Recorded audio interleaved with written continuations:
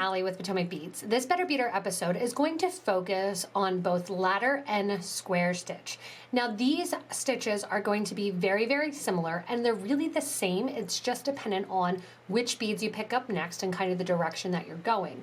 I wanted to do this video to clarify these stitches. So if a pattern calls for a square stitch or the pattern calls for a ladder stitch, you know what they're looking for and which actually stitch it is being called for.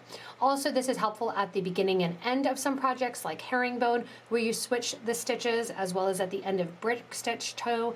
So you can get that kind of same effect with the ladder and the square stitch. And then we are even going to talk a little bit about looming. So to begin here, I have some examples that use both ladder stitch and square stitch. You want to think about them as being the exact same stitch as opposed to a peyote stitch. Ladder stitch and square stitch are going to have the beads line up right on top of one another. So peyote stitch is always going to look like kind of that brick wall when you look at it, that the beads kind of sit stacked nicely together. Square stitched looming, or actually the ladder stitch, are always going to have the beads kind of sit right on top of one another, like this tile bracelet here. This tile bracelet is actually done one needle with 2 whole tile beads in a square stitch fashion. Ladder stitch is really, really simple. You want to think of ladder stitch as rungs of a ladder stacked on top of one another. So if I have a bead on here, I'm going to take my thread and needle and kind of push it down to the end of this thread. And when I add my next bead on, I'm going to add my next bead onto my ladder by going back through that original bead that my thread was coming through and around. Once I do that and get that next row of the ladder stacked, I'm going to go through the bead that my thread was coming out of and get ready to add my next row of my ladder. Again, switching back to that gold tublet, I'm going through the opposite end of the bead that my thread is coming out of, pulling that nice and tight, and then sewing back in that round through that ladder. This is going to be ladder stitch, where you see the beads stacked right on top of one another. That being said, these earrings here are actually ladder stitch, but 2 needles. You have 1 needle here at the bottom, and you're doing a crisscross version. So 1 piece of wire is going right to left, 1 is going left to right. While it does look like that peyote stitch, that's just because I'm downgrading the beads that I have. But this actually is just a ladder stitch. What happens sometimes is that the ladder stitch, as you start going longer and longer in the beads, if I do 6 beads or 7 beads onto the ladder, it starts to get really, really flimsy. That's where if I want to do something with that same ladder effect, here's where I'm going to jump in and do that square stitch. So if I want to make my ladder stitch of my tubelets a little bit wider, how do I do that? If I start to add originally my 3 beads, I want to make it a little bit wider of a bracelet and drop them down next to my needle. I can add 3 more blue beads for my row 2. Go back in again just like we did the start of that 1 bead. Go through all 3 of the gold beads.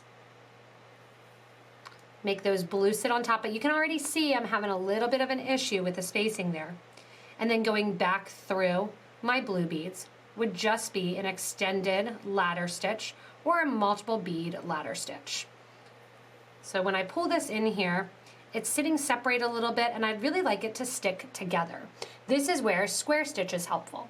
So square stitch accomplishes that same goal of having those beads lined up in a row like looming would be, but instead of having them separated, I'm going to tie each bead in individually. So I'm going to add a bead. So say I want to do my next row. Instead of adding all 3 gold beads at once, I'm going to add 1 gold bead. So back through that blue bead. So basically doing 1 more ladder stitch. Add a gold, going back through the gold bead then. Think of it as 1 more bead on top of that ladder stitch. But now I want to add another bead along that line. Add 1 more gold bead. And I'm basically ladder stitching to each individual bead below, and this is called square stitch. I'm going in and I'm going back through the second bead that it's going to sit right on top of, and then going back through the gold bead that I just put on. Going in then and adding my third one, I'm going to go back through the blue bead that sits next to it, because that's going to be the one that I'm stacking on top of, just like if it was the ladder stitch. And then again, sewing back through that gold bead. Now I have these 2 rows of my ladder stitch, but they're held together with thread in the middle, so they don't have that gapping effect. That is the difference between ladder and square stitch. Square stitch is going to take each individual bead for a multi-row of ladder stitch and link them together. I can progress them back the other way, adding in 1 bead, sewing back into the bead that I'm coming out of, and then continuing on in the pattern to add my next bead in my next row of blue. So I'm linking these on in that square fashion and adding on my next row. That prevents that gapping.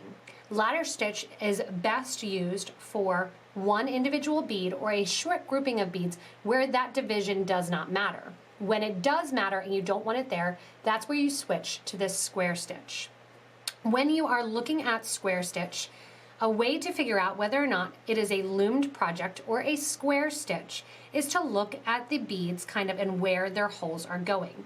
A loom project will give you that same effect that you have the thread kind of going through, catching on to bridge threads that lay down the line. So if you want the looming effect and you don't have a loom, you can easily do the project with square stitch as a transition.